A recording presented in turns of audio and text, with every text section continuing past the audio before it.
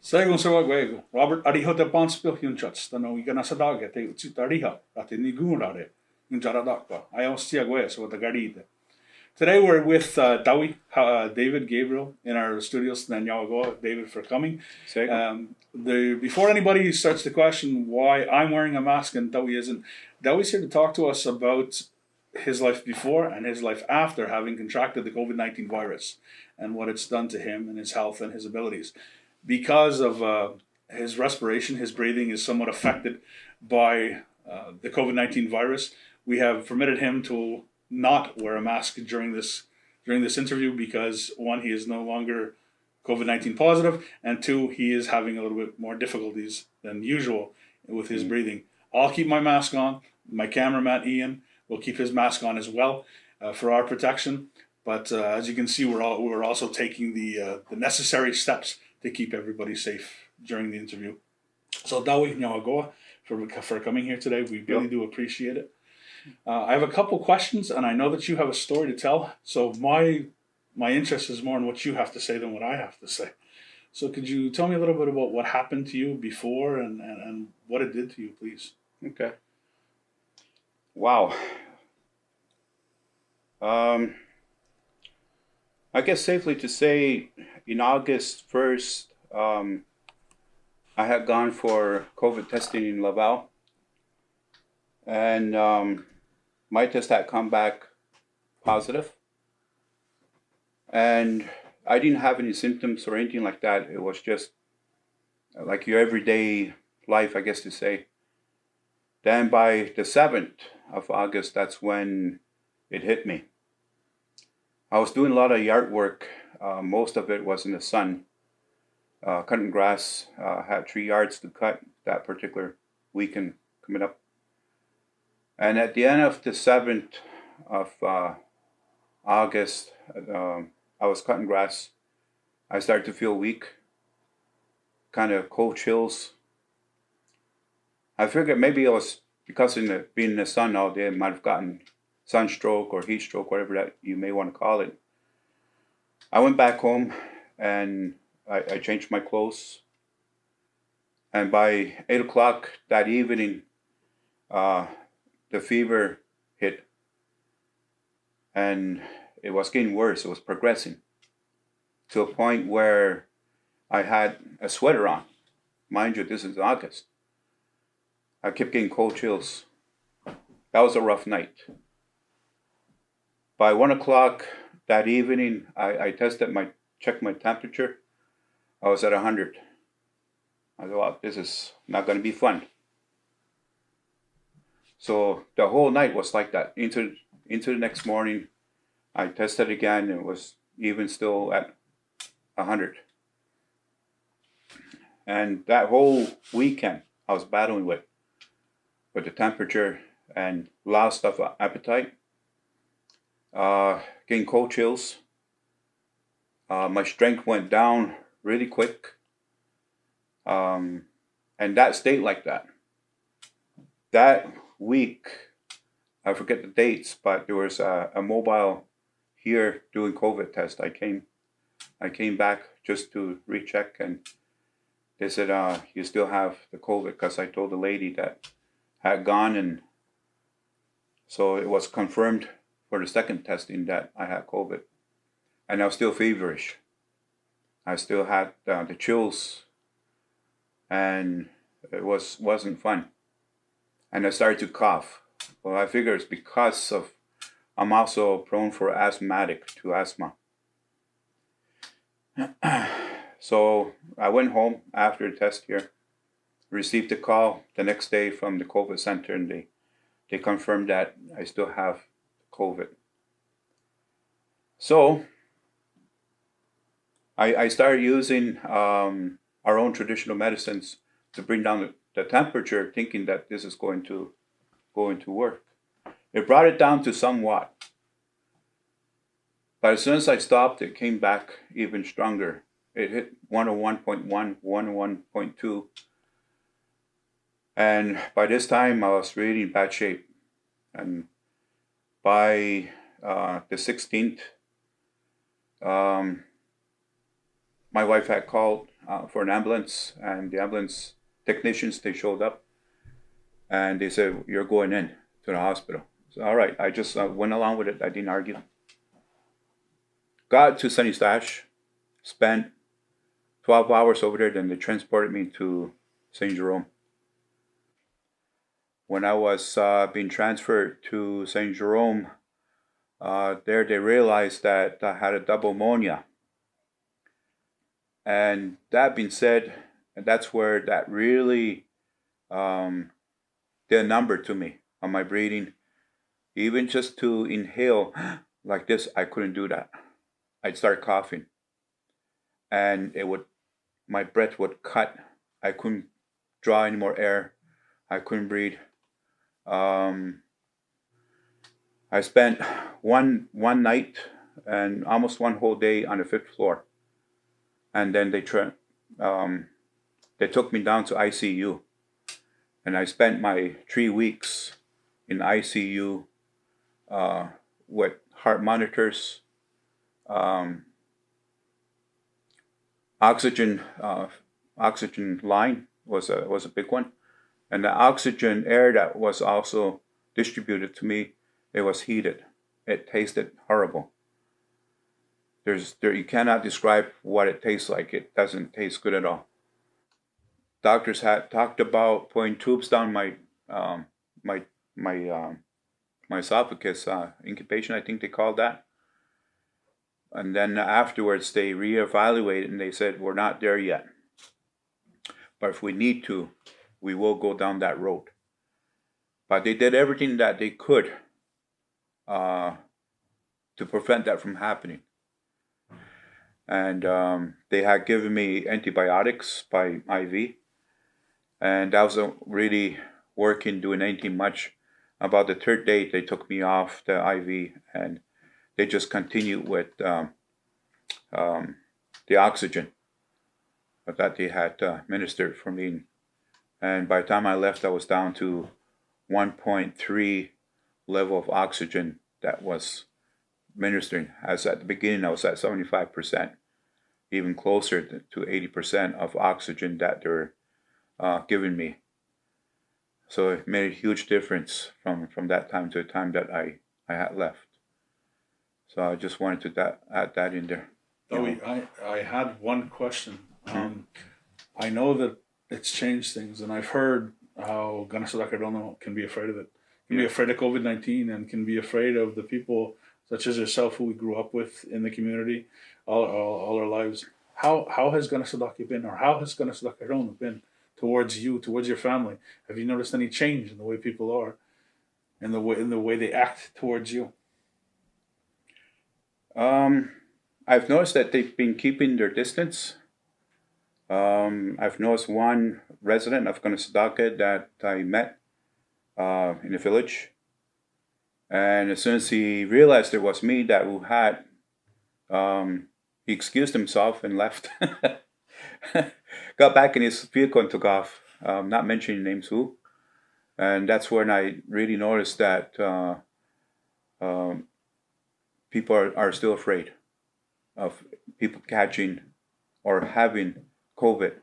They keep their distance. I don't allow that to bother me. And they should be afraid of this COVID. As I mentioned before, it's not fun. It's serious stuff, deadly serious stuff. And so I hope that people are going to be very careful and cautious about your surroundings out there, and your everyday activities. I hope that's going to be safe for you.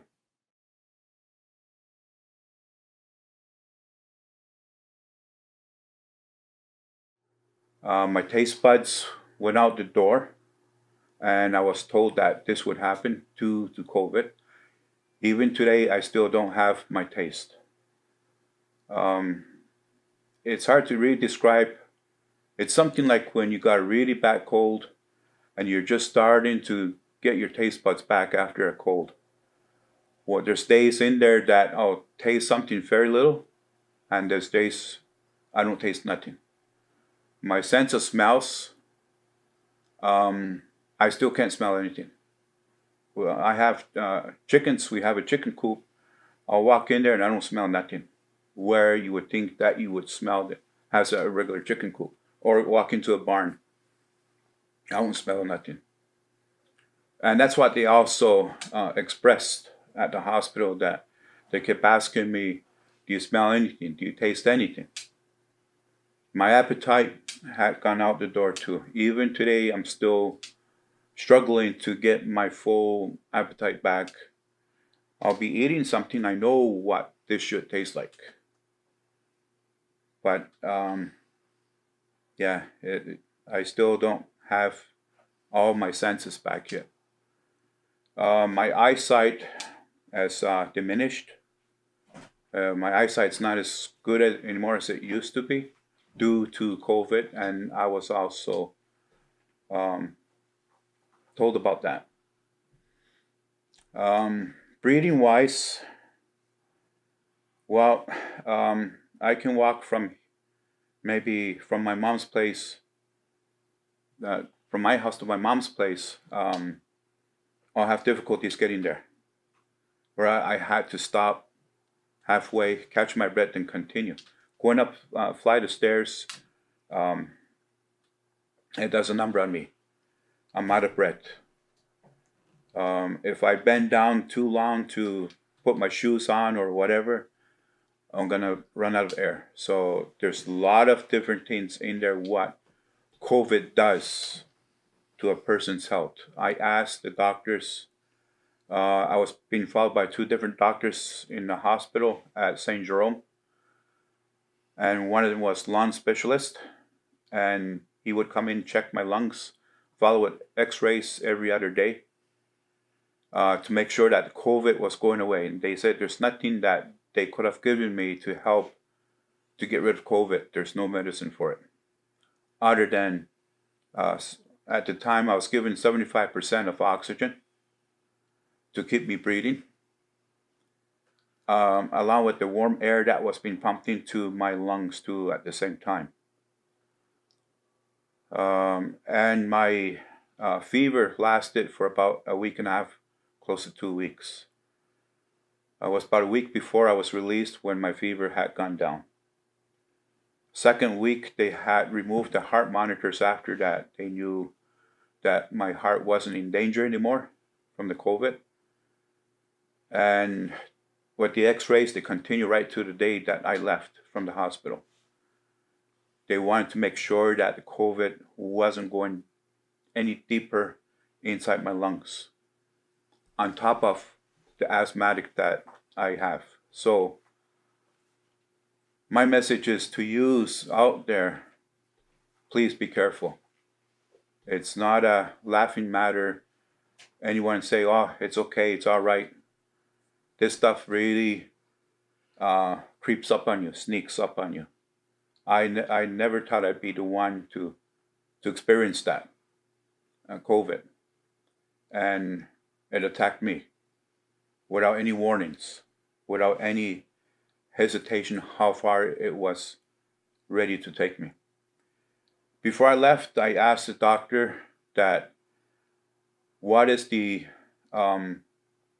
healing process? How long is it going to take for me to be able to walk normally again without having difficulties to breathe, without my lungs hurting time to time, or running out of energy on a daily basis? I still don't have, I'm still not 100% energy to say. I'll do something by 2 o'clock, 12 o'clock. My strength has diminished down to about 60, maybe 50%, from about 80, 90%. So that's where I'm at. And so when I asked the doctor this, he says, we don't know how long we are looking at for full recovery. He had explained that there's one lady had gotten it back in April. Even today, she's still being followed by doctors. Even today, she's still not at 100% recovered. Her too is also facing difficulties of breathing and strength-wise too.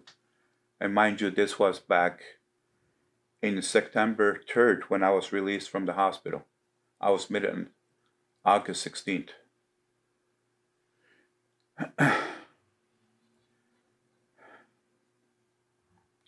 So, in regards to COVID, to as I mentioned, to those of you who are listening and your families, your friends, we don't know how long this is going to be around. A lot of people say estimating up to a year, less than a year, or more than a year. But regardless, how long is it going to be around in our communities, in our backyards, we need to be very careful. Traveling, shopping, places that we would normally go, or where I normally used to go just to spend time, I don't go there anymore. And I've been doing that right from day one, when COVID came around into our homelands. I had cut down my activities from going out there, and it still caught up to me. I don't know, I could have gotten it at Costco's, I could have gotten it at the gas station, I could have gotten it who knows where. But somewhere, it was waiting for me. And let it not be you next. So it's vitally important to keep aware and to be alert. Hand washing, a lot of times we say, oh, it's okay, but it's not okay. Hand wash. Mask, okay? Even our shoes, we need to also keep that clean, because whatever that we travel to, guess what? We're bringing that stuff back home. Could be on a footprint, okay? And if you walk inside and you got that on, well, guess what? It's going to be knocking at your door. So there's so many different things that we need to be careful of, even if you drive a vehicle. Clean the handles, clean the steering wheel. Keep it clean. That way, nothing's going to be transmitted back to home. How long am I looking at full recovery? I don't know. As the doctors have said to me that they do not know how long it's going to take for me to have full recovery. They said it's all up to you. Your strength, your energy, and immune system too. It could be 2 months, could be 6 months, could be up to a year. They don't know how long that it's going to take me to have a full recovery. And especially being asthmatic too, so that is an extra struggle for me to be able to breathe normally again. Energy-wise, I'm very careful too.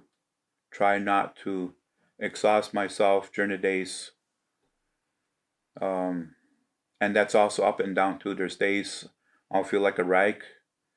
There's days that I'm okay, but I don't last long. A couple of hours. I'll do a little bit of activities outside. Very slow pace. Cannot just get up and run into that like the way I used to. That's gone. I can't do that anymore. So it's very serious stuff out there. And I hope people will take this advantage, the message that I'm bringing to you of my experience. Let not that be you next, okay? And as long as we're careful, vigilant of this COVID that's out there, we can beat it. Let's not let it or allow it to take any more lives. We've already lost one. Kanien'kéha. Let's keep it that way. Found it. I'll go with Ionkwata'karitéhak. I'll go with Dawi. Yeah. I had Kanien'kéha a lot of questions for Dawi, but I think his message is best delivered to you straight from his mouth. He's shared with us some of the difficulties that he's had with the COVID-19. He took it serious before, and even though he took it serious, his family was affected. Him and his wife were affected. And now we can see that the COVID-19 is something that we hope that you take as serious as though we did before. And we pray that you do not get it.